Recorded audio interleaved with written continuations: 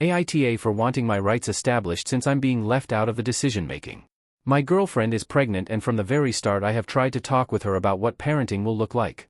I want to be involved and I do not want to be just some guy who pops in every other weekend.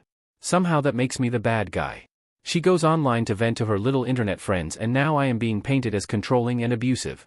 By friends I mean strangers on Reddit who do not know me or the full story but are quick to jump in and call me a deadbeat father before the baby is even born. Here is the reality. I said I wanted to set up a custody and parenting agreement.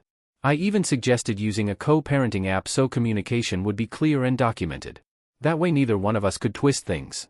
How is that controlling? How is that wrong? But of course her online peanut gallery decided that means I am absent and abandoning my child. How am I absent when I am the one asking for an actual plan? Sounds more like she wants me pushed to the side until she feels like letting me see my own kid. She also told people I threatened to take her to court. What I actually said was if we cannot agree then we can get lawyers involved to help set up a co-parenting arrangement. That is not me dragging her to court. That is how adults deal with disagreements. But in her story suddenly I am some monster trying to sue her and vanish. I am honestly confused how me fighting to be in my kid's life turns into abandonment in her head. Then there is the hospital thing. I said if she told me she was in the hospital I would be there. She is the one saying she does not want me there. And somehow that is spun into me not showing up. That is backwards logic and the bitter people on Reddit ate it up because they finally got another guy to demonize. I also brought up the last name. I suggested either both names, mine would be the last name and hers as the middle name. Fathers have rights too. Of course they made it out like I was trying to own her and control her. I am also allowed to want a DNA test before I sign papers. That is not shady, that is just making sure everything is official. But apparently that makes me evil. Meanwhile her cheerleaders are probably just projecting because their own situations are disasters. The relationship is over and honestly I am fine with that because I am not going to be part of her little online pity party where a bunch of strangers tell her she is a hero for shutting me out. I read what they said. It is the same recycled nonsense from people who clearly are miserable in their own lives. They hate their exes, they hate their situations. So they project that onto me because it makes them feel better. If you listen close you can hear their bitterness dripping through every comment. So yeah, I am bitter too, but I am bitter because I am being erased as a father while I am still here fighting to be involved. Everyone loves to scream about dads not stepping up. But the second one does they decide he is controlling and abusive. I would rather be the guy who fought for his child than the guy who stayed silent and got written out. So AITA for wanting my rights as a dad to be official even if she does not like it. Update. AIO for not calling my kid by the name my ex picked? Look, I know I sound bitter but I do not even care at this point.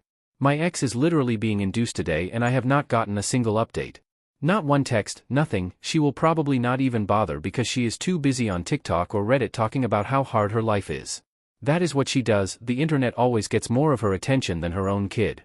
And I cannot take her seriously as a mom when she does not even have a stable place to live. 1 week she is at her parents' house, then she bounces to some random apartment, and then she is right back where she started. There is no consistency. Our daughter is supposed to feel safe in that chaos. Her mom raised her to be this way. That woman has been covering for her, defending her, and letting her get away with lies since she was a teenager. She basically taught her that if you cry loud enough or twist the truth hard enough, you will get your way. She has no lasting relationships. She cuts people off every time something does not go her way. Friends, cousins, even family. She burns every bridge, and then plays the victim when no one sticks around. She is toxic to everyone who gets close, but she never admits it. And now she is supposed to be raising a kid. Even during her pregnancy, she has been careless.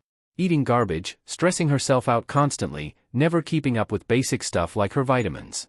But she still wants to parade herself around as the perfect mom. She lies so easily it is scary. She actually told people that I wished death on her, which never happened. If she can spin lies like that, what is she going to say to our daughter about me? She will raise her on manipulation and guilt. Her brother is another issue. He has always had those creepy borderline pedo vibes that everyone whispers about. She admits it privately but still lets him be around. How can anyone trust that kind of judgment? And her dad cheated, had another kid, and they all just act like it is normal. My ex hates her half-sister so much that she pretends she does not exist. The funny part is that the only good thing in all of this is that our daughter will actually know that half-sister, and she will probably be a better aunt and role model than her own mom will ever manage. And I cannot forget the money. She blows it on hair and makeup and clothes to look good online. Baby stuff, saving, anything responsible? No. She is materialistic and selfish. Always has been. So yeah, I am angry. I am not going to the hospital to sit around like some fool while she plays her little games and shuts me out. I have all day to lay it out, and none of this is made up.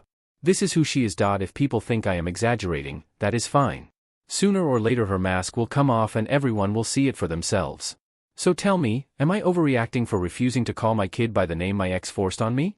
Or is it fair to finally draw a line when the mother of my child is a liar, raised in dysfunction, and setting up our daughter for the same toxic cycle she never escaped? Update 2. I don't even know where to start. I haven't really slept since all this happened and everything feels unreal right now. When I made my original post I was angry and frustrated, now I just feel like I'm running on fumes and holding things together with tape while my whole world is upside down.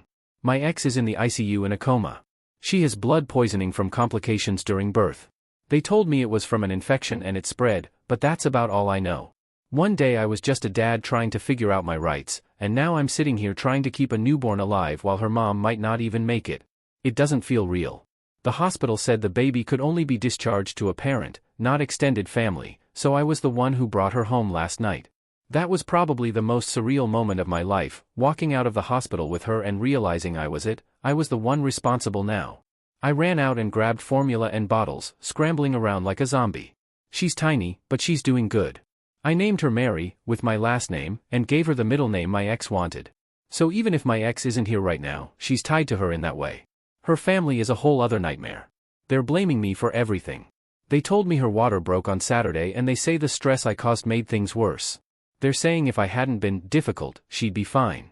One of her cousins even made a scene at the hospital, yelling at me in front of staff and other patients, saying I didn't even want this kid. That one stung the most because I'm literally the one feeding and holding her every second right now. Her friends have piled on too, sending me messages and basically harassing me. I wanted to lash out back at them, the same way they've treated me, but my lawyer told me to hold steady. He said not to block anyone, to keep my old number active so their harassment builds a record for court, and just get a new number for personal use. So that's what I'm doing. I'm still going forward with the DNA test, but outside of the courts so it should be quick and simple. I'm not doing it because I don't trust she's mine, I'm doing it because I want everything official. It's one less thing for them to use against me. The anger I had before is burned out, but in its place is just bitterness at how twisted all of this got. I keep thinking about how her family treated me and my family before this, and now they're acting like they can decide who I am as a dad.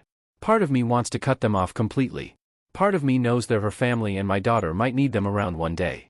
Right now I don't know how to feel about any of them. I'm just exhausted. I'm trying to give my daughter a calm start, but the noise from all sides won't stop. I don't know if I should just cut her family off entirely or keep them around for the baby's sake, even if it means swallowing their constant disrespect. What would you do in my position?